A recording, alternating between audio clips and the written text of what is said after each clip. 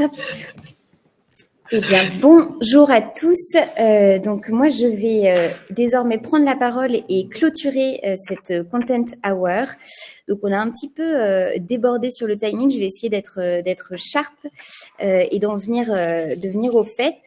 Donc, rapidement, pour me présenter, donc moi, je suis Academy Manager chez You Love Words. Pour vous raconter un peu mon parcours, j'ai démarré ma carrière en tant que comédienne et auteure de théâtre.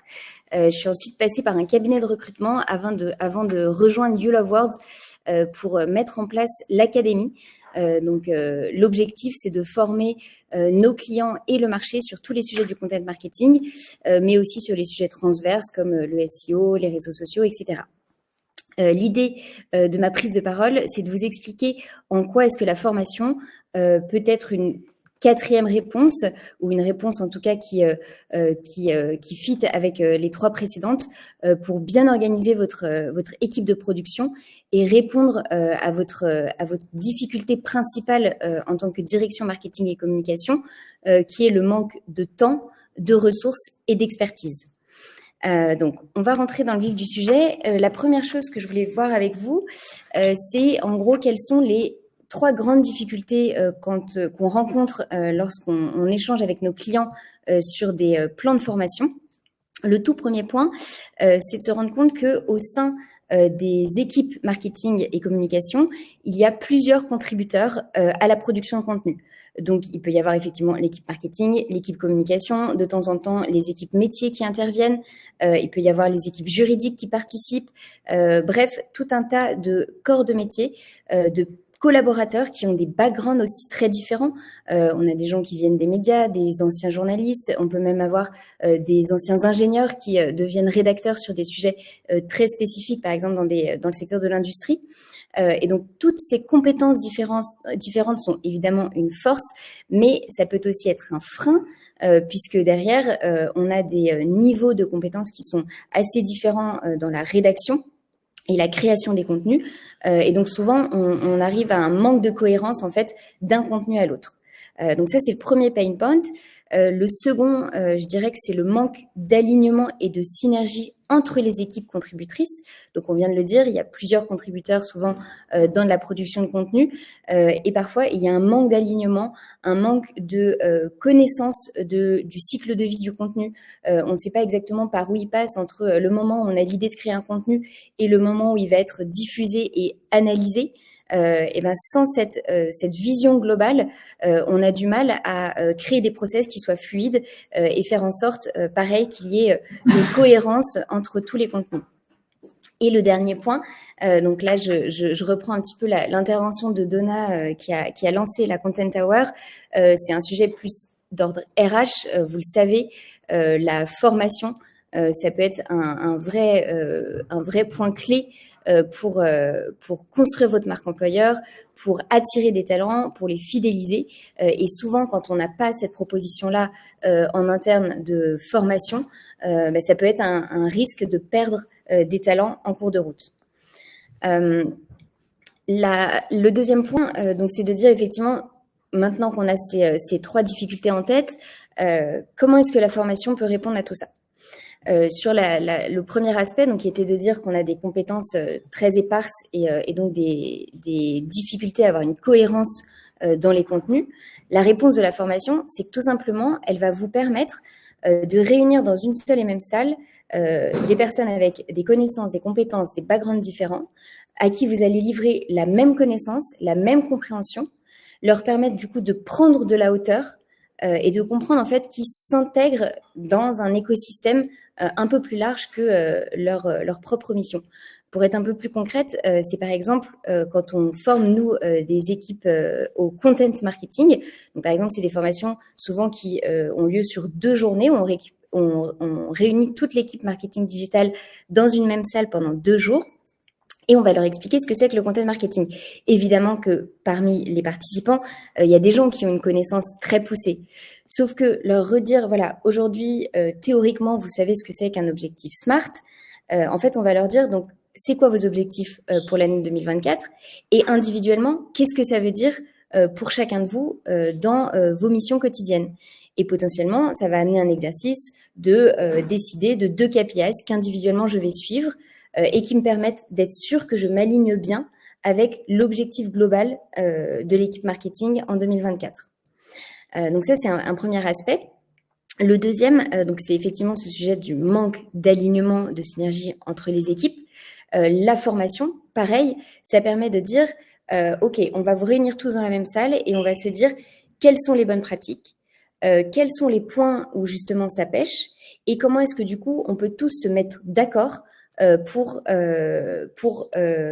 adopter les mêmes bonnes pratiques. Un très bon exemple, c'est lorsqu'on aborde dans les formations le sujet du brief, donc par exemple un brief SEO.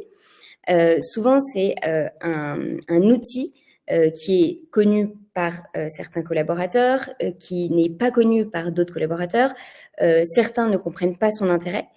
Et un exercice très intéressant, c'est tout simplement de se dire, OK, on va co-créer une trame de brief SEO tous ensemble, en intégrant le rédacteur SEO, le consultant, le responsable métier, le graphiste, et chacun va pouvoir dire, moi, en fait, quand tu m'envoies un brief, j'ai besoin de telle information, j'ai besoin de telle information. Et donc, on va co-créer ce brief qui, à la fin, cochera toutes les cases pour tous les contributeurs à la création de ce contenu.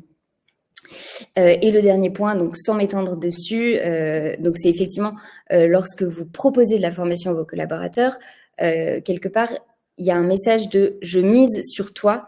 Je mise sur ta montée en compétences pour faire progresser l'entreprise. Et ça, c'est un geste en fait de confiance, de fidélisation et d'engagement de votre collaborateur. Donc, c'est un point qui n'est plus à démontrer, mais qui est parfois bon à rappeler. Maintenant qu'on s'est dit tout ça, je voulais essayer de vous donner quelques tips pour se dire en fait sur quoi est-ce que vous devez former vos équipes aujourd'hui. Donc, je l'ai réparti en 3 blocs qui peuvent vous aider à structurer et à cadrer. Le premier, donc, c'est tout ce qui va être compétences métiers.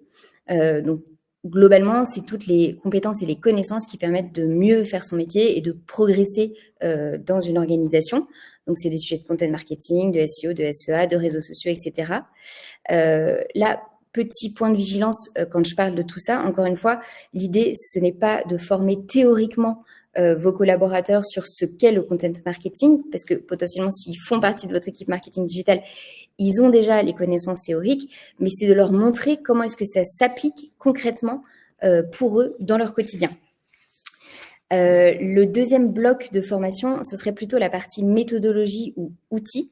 Donc là, j'ai cité quelques exemples, la charte éditoriale, se former sur son CRM, se former sur LinkedIn Sales Navigator.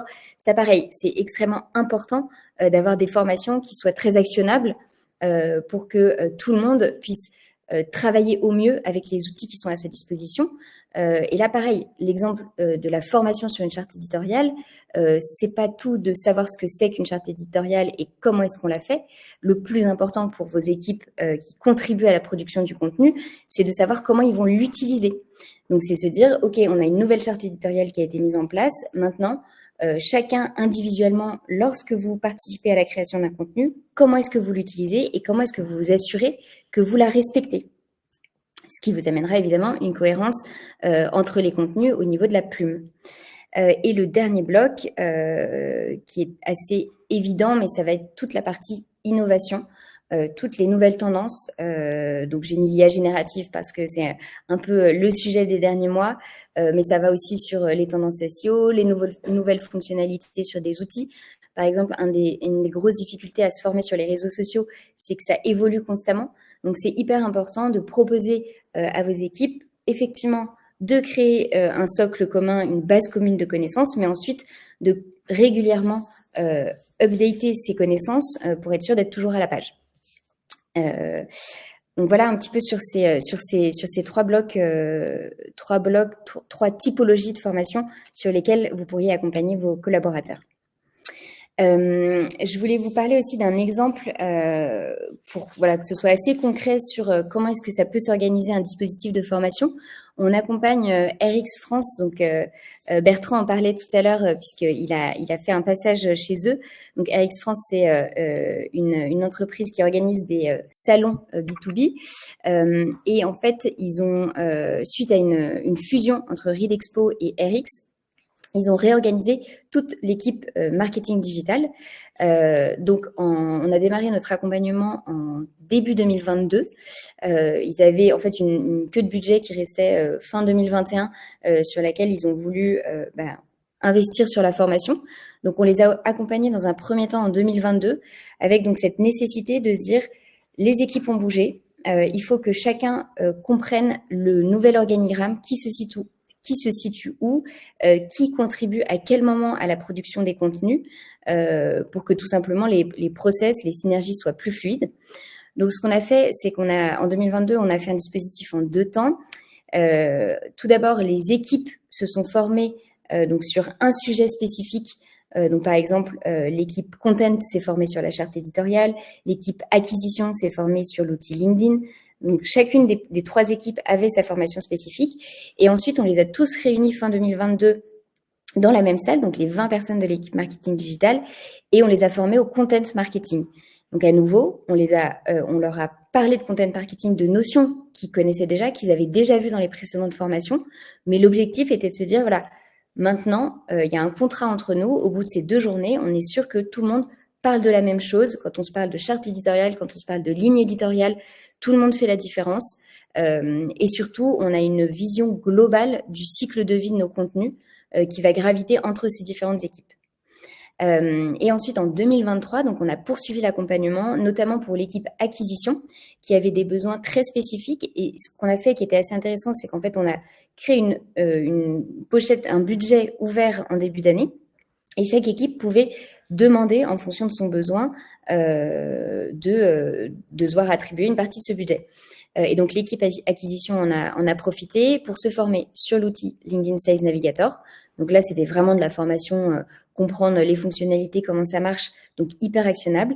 Et ensuite, une formation sur le paid, donc Google Ads et LinkedIn Ads en particulier, où là, l'objectif, c'était de se dire les connaissances et les compétences sont assez hétérogènes au sein de l'équipe acquisition. Donc, on va faire en sorte que tout le monde arrive avec une base commune, parle le même langage, et ensuite, on va faire des sessions de coaching individuelles pour que chacun, dans ses missions quotidiennes, puisse progresser, poser ses questions. Lorsqu'il lance une campagne qu'il est bloqué, qu'il ne sait pas comment l'analyser, il va pouvoir avoir son coaching d'1 heure tous les mois avec le formateur pour débloquer ces situations et progresser en fonction de son niveau de maturité sur le sujet. Donc voilà pour cet exemple que je trouvais assez parlant. Et pour conclure sur cette partie, j'avais 3 petits conseils très rapides par rapport à ce sujet de formation et pour vous aider à le mettre au cœur de votre dispositif en 2024. La première chose, c'est anticiper. A priori, vous êtes les mieux placés pour voir où est-ce que ça pêche au sein des équipes, entre les équipes. Donc, plutôt que d'attendre qu'on vous demande un sujet de formation, vous pouvez les proposer, vous pouvez les analyser, les proposer. Le deuxième point, c'est prendre le temps. Donc, ça va un peu à l'encontre de ce qu'on disait tout à l'heure, où un des pain points, c'est le manque de temps. Mais l'idée, c'est de se dire, parfois, il vaut mieux reculer pour mieux sauter. Et en l'occurrence, l'exemple de se former sur la charte édito est un très bon exemple, puisque une fois que vous aurez créé votre nouvelle charte éditoriale, si vous voulez trop rapidement que tout le monde l'intègre, vous allez perdre des gens en cours de route. Donc, si vous prenez le temps de faire une formation sur ce sujet pour faire adopter à tout le monde la démarche d'utiliser la charte éditoriale, vous verrez que vous allez gagner pas mal de temps par la suite. Et le dernier point qui est aussi, je trouve, assez important, c'est de faire appel à des experts, dans le sens où donc, il existe des organismes de formation qui vous proposent des formateurs.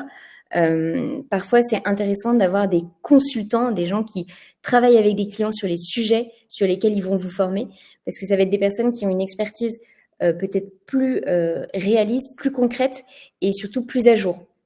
Donc nous, c'est toujours ce qu'on fait avec l'académie, c'est qu'on fait appel à, par exemple, un consultant SEO qui nous accompagne sur des audits SEO, sur des briefs SEO avec des clients, et on va lui demander de venir former les clients pour apporter vraiment sa connaissance, sa connaissance terrain qu'il a quotidiennement. Et je pense que c'est quelque chose qui est pas mal valorisé dans nos formations. Voilà pour moi. Si vous avez des petites questions, je vois que Romain a partagé mon email. Si vous voulez en savoir plus, évidemment, vous n'hésitez pas à m'envoyer un mail. Ce sera avec plaisir. Ce que je vous propose maintenant, c'est qu'on clôture cette heure sur le content. Merci à tous d'avoir suivi ce dernier Content Day de l'année. Surtout, restez bien connectés parce qu'on vous prépare le programme pour 2024. Et n'hésitez pas aussi à nous partager si vous avez des idées de sujets sur lesquels vous aimeriez qu'on prenne la parole. On serait ravis de les recevoir. Je vous remercie et puis je vous souhaite à tous une très bonne journée. À très vite.